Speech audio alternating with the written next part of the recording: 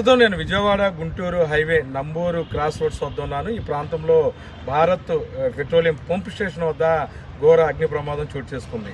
ఏదైతే ద్విచక్ర వాహనంలో పెట్రోల్ నింపే సమయంలో శాంపిల్స్ తీస్తున్న సిబ్బంది అజాగ్రత్త కారణంగా ద్విచక్ర వాహనంలో వచ్చిన ఎలక్ట్రికల్ మ్యాగ్నెట్ వల్ల ఒక్కసారిగా శాంపిల్ తీసిన పెట్రోల్ ఫైర్ అవడం జరిగింది.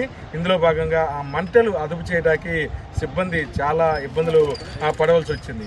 ఎక్స్క్లూజివ్గా ఐడ్రీమ్ ప్రేక్షకుల కోసం విజువల్స్లో మీరు పక్కన చూడొచ్చు ఏ విధంగా మంటలు అరుపుతున్నారు, ఆ ప్రాంతం అంతా కూడాను ఎలా ఉంది, ప్రజలు ఏ విధంగా ఆ భయాందోళనకు గురవుతున్నారో కూడాను ఈ సిచ్యువేషన్ అర్థమవుతుంది.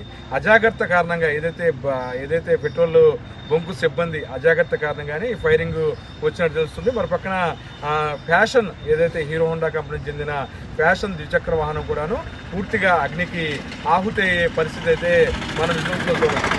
అయితే ఎక్స్క్లూజివ్గా ఐడ్రీమ్ ప్రేక్షకులు ఈ దృశ్యాలను ఏ విధంగా చూశారంటే, నేను మన కెమెరామ్యాను మాజీ హోంమంత్రి సుచరిత జన్మదినం సందర్భంగా ఆ ప్రాంతానికి వెళ్తున్న సందర్భంలో ఎక్స్క్లూజివ్గా ఈ పక్కన జరుగుతున్న ఏదైతే అగ్ని ప్రమాదాన్ని కూడాను మన కెమెరామ్యాన్ మనం తీయడం జరిగింది. ఇందులో భాగంగా ఇక్కడున్న సిచ్యువేషన్లో పరిసరాలన్నీ కూడాను గమనించినట్లయితే ఇంకా ఫైర్ ఇంజిన్ కానీ తర్వాత ఏదైతే అగ్నిమాపక సిబ్బంది కానీ ఎవరు కూడా రాలేదు.